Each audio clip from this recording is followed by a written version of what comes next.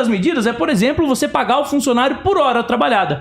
Então, isso daria mais liberdade tanto para o contratante quanto para o trabalhador para negociar melhores oportunidades de trabalho e, no agregado, muitas vezes o trabalhador acabaria ganhando mais e trabalhando menos. É assim que funciona, por exemplo, nos Estados Unidos.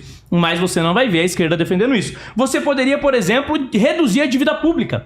Quando você tem uma dívida pública muito elevada, significa que o dinheiro que poderia estar sendo emprestado para as empresas gerarem emprego, ele está indo para a dívida do governo. Ou seja, dinheiro que poderia aumentar a produtividade está sendo tirado do setor produtivo.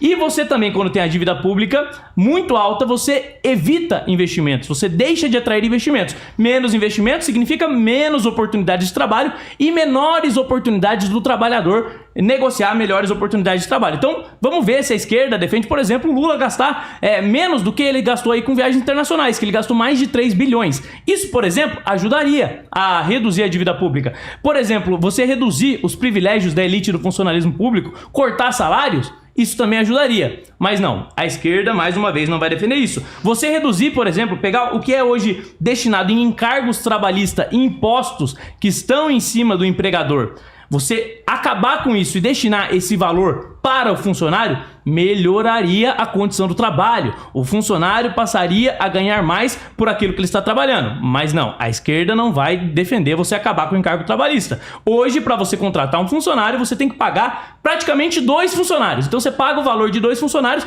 metade para o governo, metade para o trabalhador.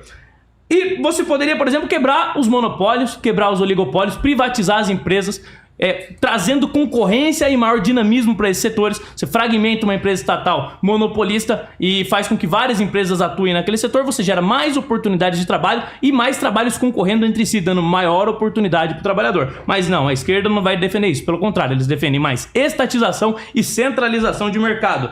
Você poderia ter uma abertura para o mercado internacional, atraindo mais empregos, atraindo empresas lá de fora para gerar mais oportunidades de trabalho aqui. Eles também são contra, eles querem se fechar com um discurso nacionalista de crescimento econômico, vamos valorizar o nosso país, e daí continua todo mundo pobre e tendo que trabalhar na escala 6x1. E além disso, você tem aqueles problemas iniciais que eu já falei aqui de infraestrutura.